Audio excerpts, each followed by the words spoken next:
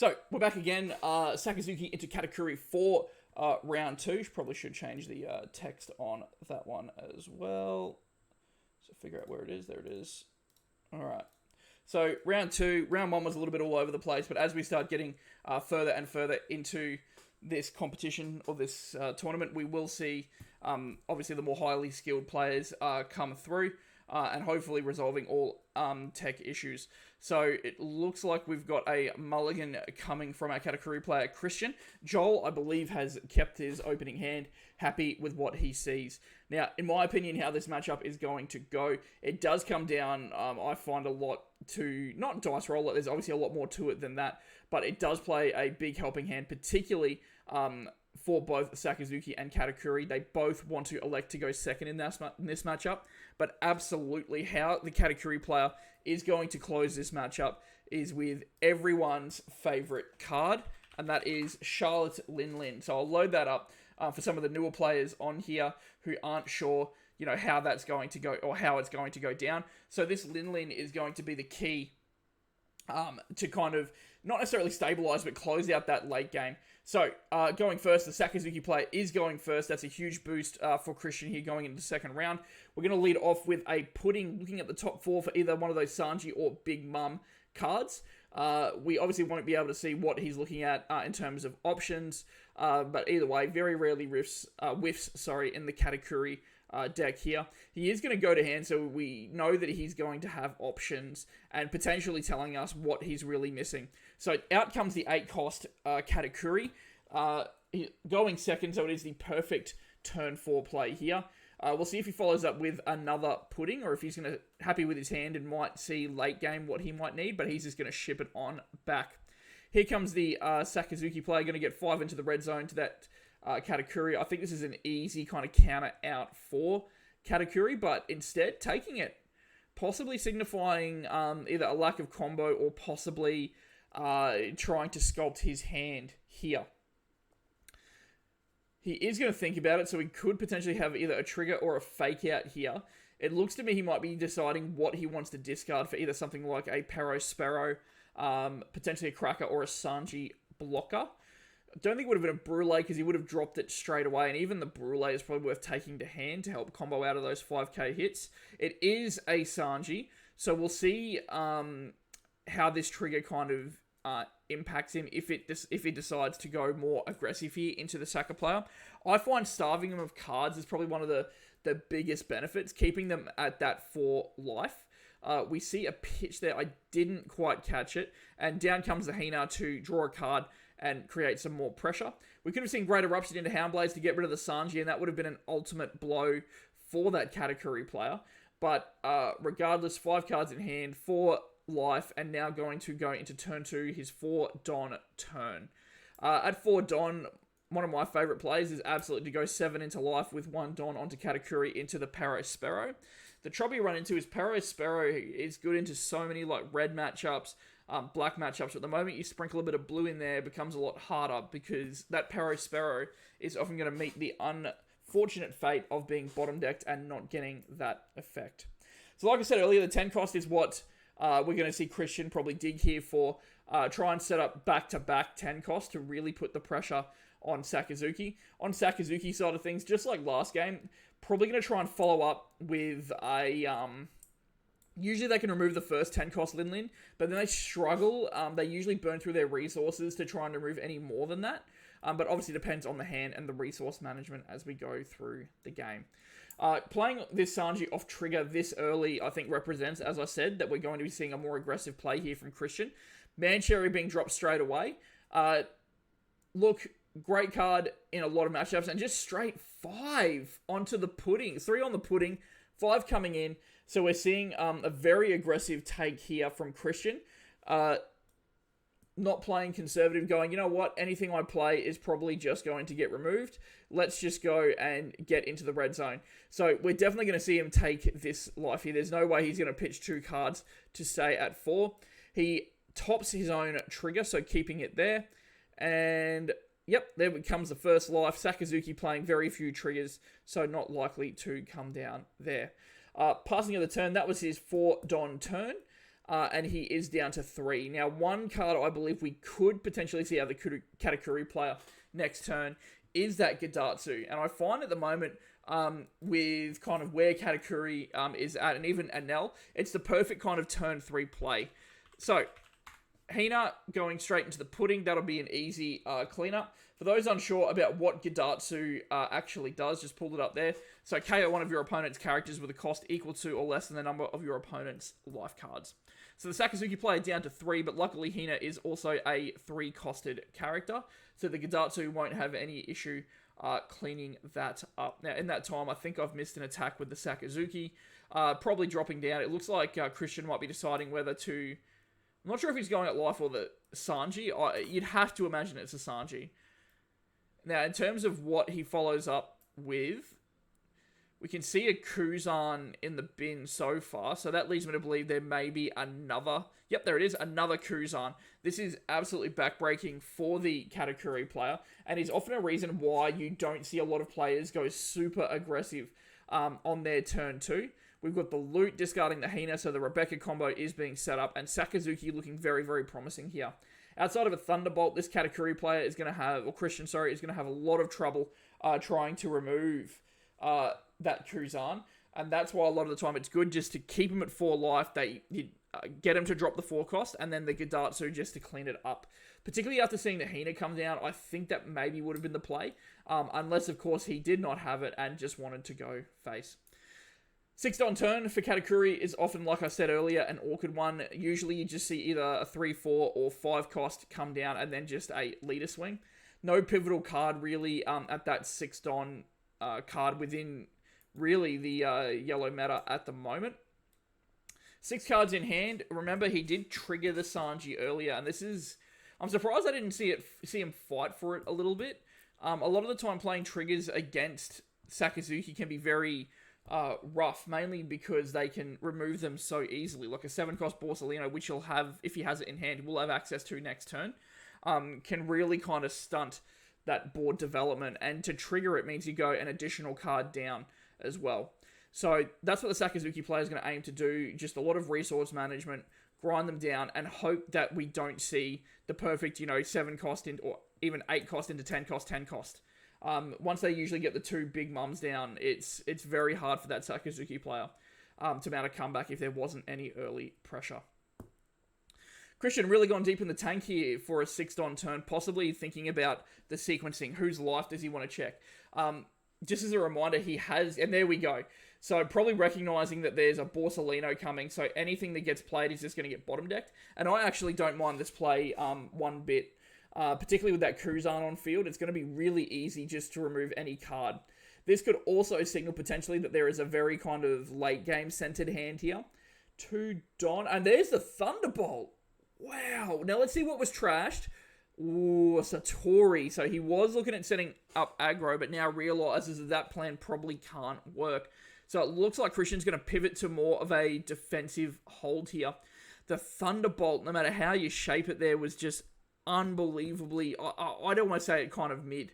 Yes, it gets rid of that Kuzan, helps him set up, but I think he recognized that his 7 or 8 cost that he's got in hand just isn't going to stick around if that Kuzan's on field, so just elected to just crit the life straight away and get rid of it. Trouble is, it replaced itself. Sakazuki drew a card, and you can see there, 8 cards, I believe, in hand, if I'm not mistaken. We did see the loot effect, so Hina has gone down. It looks like a 5k swing into leader. Wouldn't surprise me if we see probably a Sabo. I'd say would be one of the better cards to see at this point in the game. Just dropping down that 5 cost, 6k Sabo, filter that last bit of your hand, and wait for the Katakuri player to drop down a threat that you can start trading resources for, and Sakazuki develop that board state. Beige will counter out of that. Here comes a 5k, so ooh, that's interesting. This could be a combination of a 4 cost and Branu, potentially. 4 cost Borsalino would also be a very, very good play here. That way when Katakuri, particularly in the mid to late game, those 7k swings can be quite awkward to deal with. So Katakuri, the Borsalino being able to block and 2k out of it is quite a big deal, and we don't see the board presence from the Katakuri player either. Interestingly, took that life. This is... If we can see a maintained kind of board state here, Rebecca coming down. That's surely going to get the Hina. Get this, really? I thought for sure Hina would have been the better play. Play it down for some pressure. And possibly then a brand new to... Nope, just passing the turn with 2 Don. Very interesting. So, for those that don't know, Rebecca has to get, I believe, a 3 to 7 cost. So, cannot get back the brand new there, which could have been the follow-up. But leaving 2 Don up, we typically don't see Sakazuki play. We typically don't see Sakazuki play any kind of 2-cost event counter. We know the Hound Blaze is the thing, and possibly just holding it there, waiting to see if the Katakuri player did hit a trigger. So that could have been the go there, which is why we didn't see the 2 Don go onto the Sakazuki. And honestly, there's just no current pressure coming from Katakuri in terms of a board state. And NFL term, yep, definitely love the NFL playoffs. Let's hope the Packers can get up over San Fran, but we'll see how it goes. Anyway, Katakuri coming in, surely has to check his, right? So webcam rulings as well. If he does want to view the opponents, it actually just flips face up. That's the ruling that they've ruled it on. But I believe it's not treated as a face up life. I'll have to get confirmation on that. So the 7s come in. It looks like it's going at Hina. So there's 2 Hinas out there at the moment. So they're figuring out which one. Electing not to use the Rebecca blocker there. Possibly saving it for what's probably going to be a 7 cost here. And there we go. The choice here, this is actually going to be really interesting. And choosing to give him the life. He must really believe in his late game here, Joel, that he can really close it out. Because a big hand from Sakazuki isn't always the kind of be-all and end-all here. Now, I definitely think we're going to see a Borsalino come down to deal with this. It is literally just Great Eruption, lead a swing, and clearing off that Big Mum. So probably happy to just chip away at the hand size and keep those 2 cards in hand. No Don onto... Oh, he's thinking about it now. He's going to go back to the grip. And there we go. Chooses to use 1. That leads me to believe we are going to see the Borsalino and Great Eruption or Ice Age combination there. So the 1 taking the Linlin down to 6. 6k coming in. Let's see if the 2k counter comes out or if he wants to see what that Linlin granted him. And chooses to go in. Do we have a trigger? Yes, we do. Shirahoshi. Unbelievable. There's a reason it should be played at 4 copies between both Enel and Katakuri. And that's because it can literally fix so many broken hands. And at worst, the floor for it is a 1000 counter. Absolutely adore the card. And hitting it off the top with that Linlin. So he'll have a chance to sculpt his hand. And what he discards will really... And there we go. The Pero Sparrow has gone down. And the second card that we're going to see go... is a Thunderbolt. And there we go. Absolutely get rid of the Thunderbolt here. There we go. There's the Great Eruption. Draw a card. That's going to drop the Linlin to 4. And this should be a Borsalino to bottom deck it.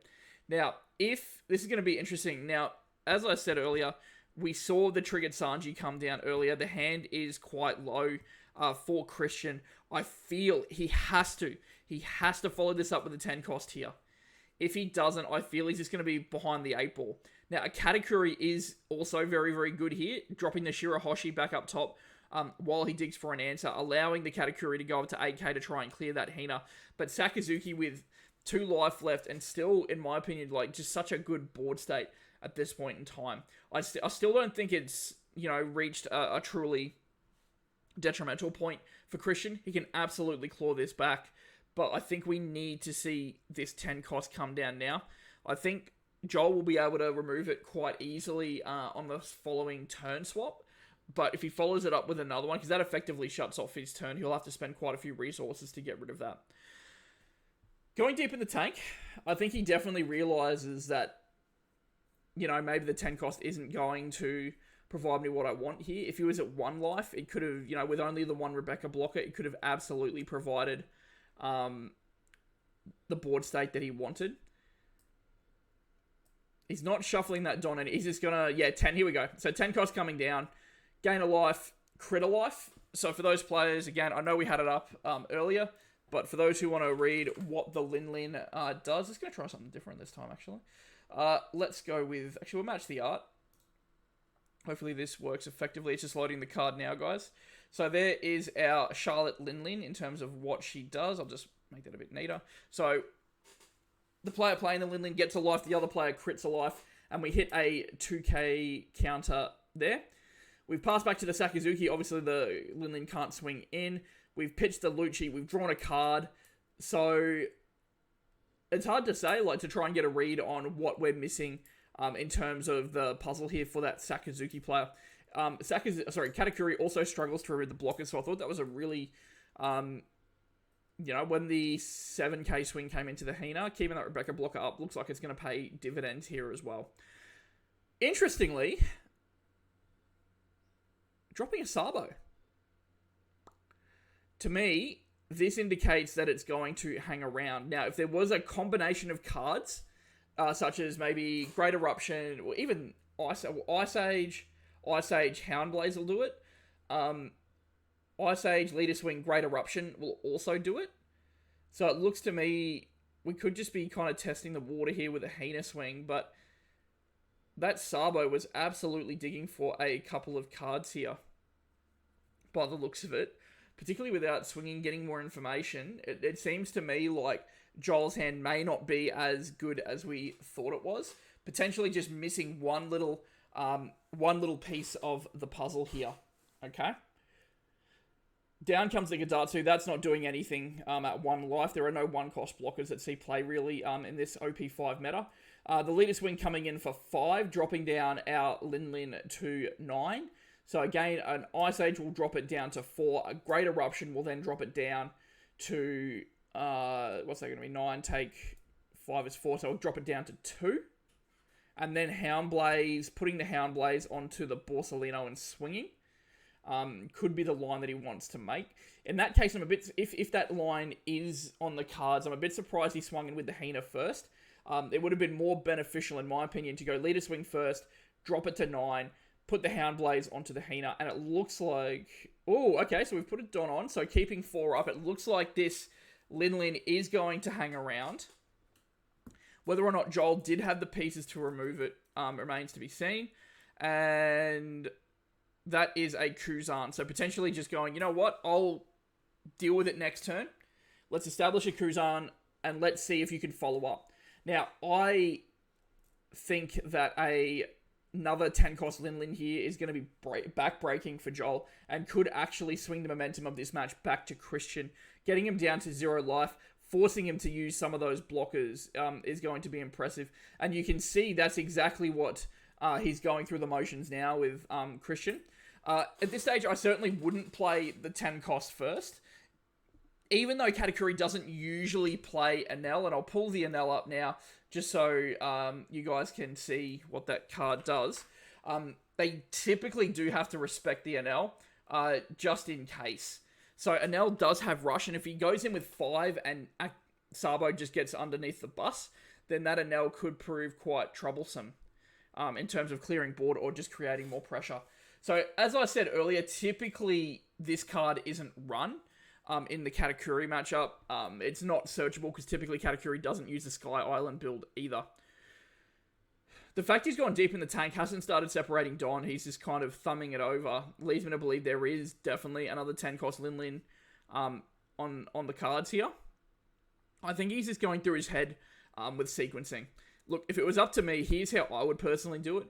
You always want to give your opponent the least amount of information you can. I'd be swinging Katakuri into the red zone. Now, you might think, well, that's just an easy block with Sabo. Well, whether he plays it first or second, it's still going to be an easy block for Sabo. After that, I'd probably then focus the...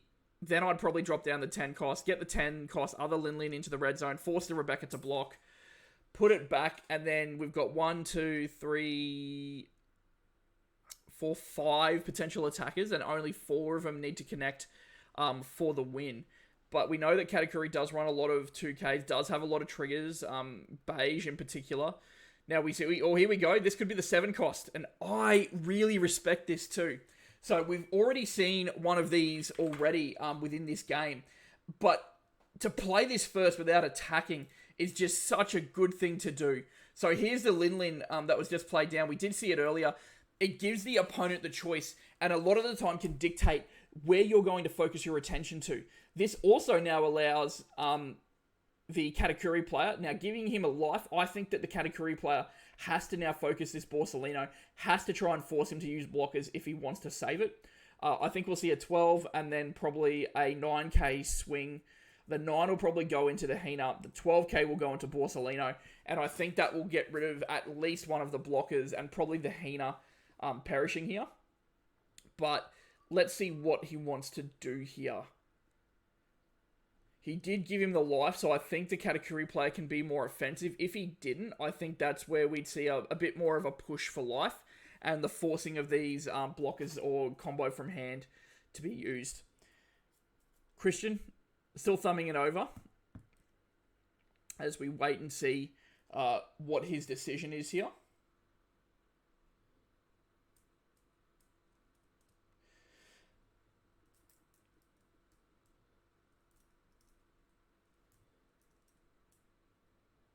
Drops the 1, so we're going to see a 7k swing.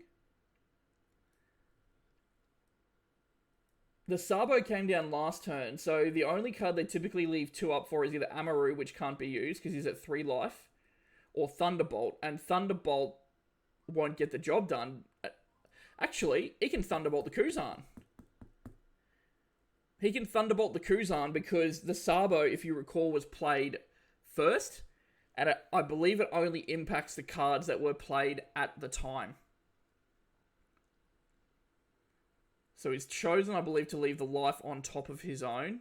Usually it's good to check the opponent's life to get that bit more information. Is it a counter card, a non-counter card? Let you know. And there we go. So in front of the bus goes the Rebecca.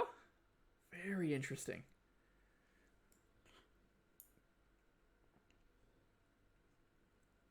At this point, this Lin has to go into the Borsellino.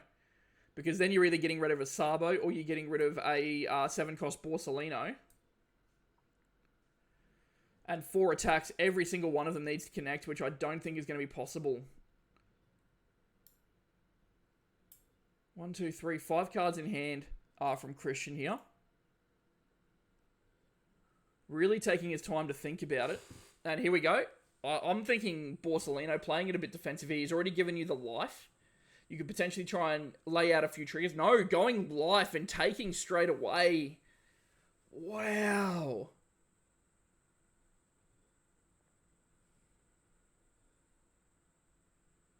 Two Don left over. I don't know about that one. Wait, can't swing with that? No, can't swing with that.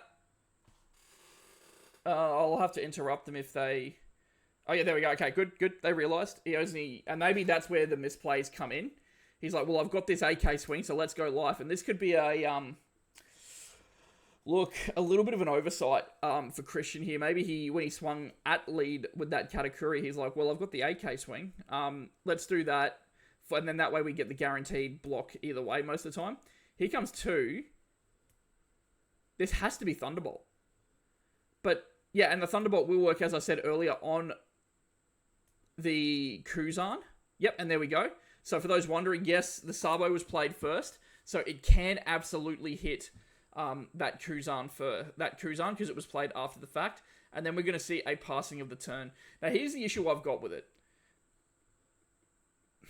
I guess he's really worried about the negging and removing some of those key pieces there. I really want to know if he had that 10 cost in hand, because if he did, I think it was a kind of massive oversight by not just going 5k, see if he blocks with the Sabo and then going into the red zone, but using that 2 Don, I just cannot agree with it. Critting a life is just absolutely massive here. Now, the Brando, before any attacks, leads me to believe he's looking for a particular piece of the puzzle. He'll pick up that Borsellino. He's going to need probably minimum 2 blockers here, depending on what Christian has in hand. We've got the 5k swing into leader with only 4 cards. Could just be, checking, what's available. He can still win with the attackers seen on field, and we get a 1k out there. Another 5k into leader. Is he going to take it at 3 to drop him down to 2? I don't think he's in a spot where he can clear the Lin through attacks. And if he played the Branu first, I definitely don't think he has a way to remove either the 7 or the 10 cost. So we could just see, if he's got another Borsellino in hand, we could just see a Borsellino. I think he actually has a Rebecca though, so we could see Borsellino, Rebecca, keep the Sabo up, 3 blockers, and then Thunderbolt Amaru still probably won't be enough, but let's see how he goes. So we get a 2k out of hand now. 2 cards, going 8 into lead. Surely he just takes this. There's no blockers on field. If you get a trigger, I don't think Christian knows that life, but I could be wrong, because that was the turn he played the 10 cost. No trigger. That would have been massive. A Thunderbolt there could have killed the Sabo, and there's our first one. So Rebecca, what's it going to get back? Maybe a 2k. Yep, Toshigi. Are we going to see a play? Probably not. I mean, the Hina's not really doing much there. So not choosing... Oh, hang on. We've got one too many characters on field. And there we go. The Brano. Yep, there we go. Sorted out. So Brano off the field. It's not really worth playing anything at this point. We've got enough blockers. Rebecca will jump in front of probably the 12 cost Lin here. No life.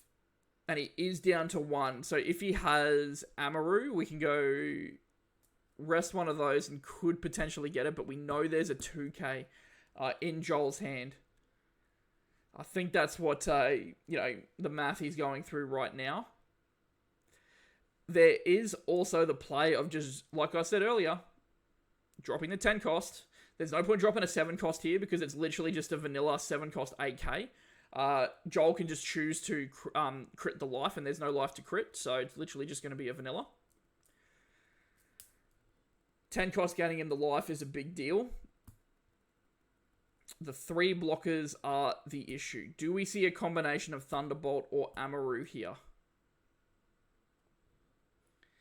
You feel surely by now he would have slammed it if he had one of the Amarus, probably resting the Sabo, I'd say. Or possibly the Borsalino, because it's only 5k during his turn, so that's one less counter he needs. Let's test the water. What's he going to KO? Rebecca, surely. I just realised Amaru can't actually rest the Sabo anyway. So the next block you'll probably see, if it gets to that point, is a block from Borsalino. So then Amaru is off the table, and the only out would be Thunderbolt to then get rid of the Sabo and try and go for game. Looks like a couple of tech issues. Sorry for kind of the disco rave on Christian's side of things. It's held well up until now, at least. Ooh, okay. So that's a 12k swing into leader. This will force a block. I think Joel has to... Like, this is tough. Do you put him on the Thunderbolt, or do you put him on the 200 million volts Amaru? If you think he's got... And keep in mind, we have seen a few Thunderbolts. If we put him on the Amaru, we block with the Borsalino. If we put him on the Thunderbolt, we block with the Sabo. By blocking with the Borsalino there, he's saying, you know what? You have to Thunderbolt to win this game from my clutches. He's not slamming it. He's just doing the math now. Leads me to believe... Yeah, okay, so we're resting... Yeah, he's just going to put 6 on. Okay. That's an easy block from the Sabo, and I think, depending on the trigger, I can't remember if he put one to the bottom. I think he might have in, like, the first turn or so. He's having a look now, so he leads me to believe... Well, he's got nothing else to look at, so that doesn't really tell us anything. Can he combo from hand? So 6 Don is going to be 6 plus 5 is 11, plus 1 is 12. If he's got enough 2Ks or even 1Ks, I could see him not blocking with the Sabo here to say, you know what? I'm going for game. I don't believe he knows any of the cards in Christian's hand. Let's see what he does. Just checking that hand, having a think. I don't think he gets another turn here. So 2, so we got 7. 12's going to be... No, sorry, is it 13? I think is the magic number. So there's 6, 7, 8. So that puts him to 13. Yeah, 13 was the magic number there. So dropping hand, he's going to keep that Sabo as an attacker. Leader ability, ditch that Hina. We've just got to think about like playing around triggers here. And then obviously effective Don management. I reckon you'll see a swing for 9 first. And that's, I think, what he's doing. He's doing the math now, working out, can I get how many 9k attacks? With 10 Don, you put 1 there. 4 would need to go there. So you can go 9997 in this board state. Surely you'd go like 9988. I don't mind the 7k swing either. So we're seeing the 7k from the Sabo first.